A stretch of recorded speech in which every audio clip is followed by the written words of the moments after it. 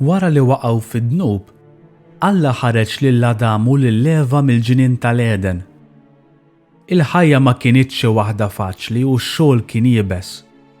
Imma kif wiegħed Alla, Eva kellha l-ewwel tifel bl-isem ta' Kajin.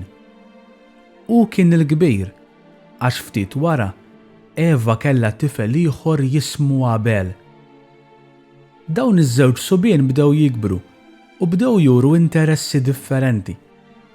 Abel kien iħobb l-annimali u kien raj. Kajin min-naħa l-oħra kien bidwi u beda jkabbar il-pjanti u l-frott tal-familja tiegħu. Abel u Kajin kienu jirringrazzjaw lil Alla ta' dak li jagħtihom. Abel kien iħobb lil Alla għax lilu kien joffrilu mill-aħjar li kellu. Kajin iżda kien iġib xi ħxejjex żejda li ma kinux dejjem l-aqwa u l-aħjar. Alla kien iħobb il-qalb sinċira u s-sagrifiċċju ta' Abel. Iżda meta Kajin induna, u beda jgħira liħ u mtela bir-rabja. Kien qisu li Alla kien qed jieħu pjaċir iktar b'Abel milli b'Kajin, u għalhekk Kajin beda jobgħod lil ħuh Abel.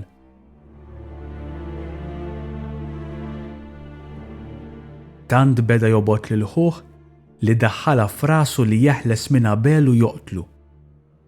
Darba minnhom, waqt li kien fl-għalqa, Kajin kellu xi jgħid ma' ħuh Abel u qatlu.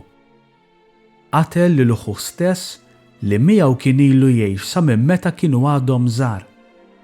Kajin iżda nesa li Alla jara anke dak li hu fil-moħħbi.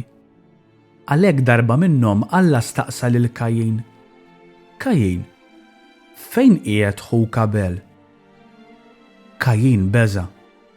Tgħid Alla kien jaf u qallu: Ma nafx, jien mhux se noqgħod nieħu ħsieb ħija l-ħin kollu. Imma Alla qallu: X'għamilt Kajin? Jien naf li inti qtilt lil ħuk Abel. Alla keċċa lil Kajin u għalhekk kellu jaħdem ħafna u jistinka biex ikabbar il-pjanti bħal qabel. Madankollu Alla baqa' jieħu ħsiebu u proteġih billi ħalla marka f'Kajin. Din il-marka kienet tfisser li tant kien għal qalbu li min kien se jagħmel xi ħsara lil Kajin kien se jiġi kastigat. Minn dakinhar Kajin mar joqgħod fl-art ta' Nod, il-bogħod mill-familja tiegħu. U baqa' hemmhekk il-bogħod minnhom ħajtu kollha.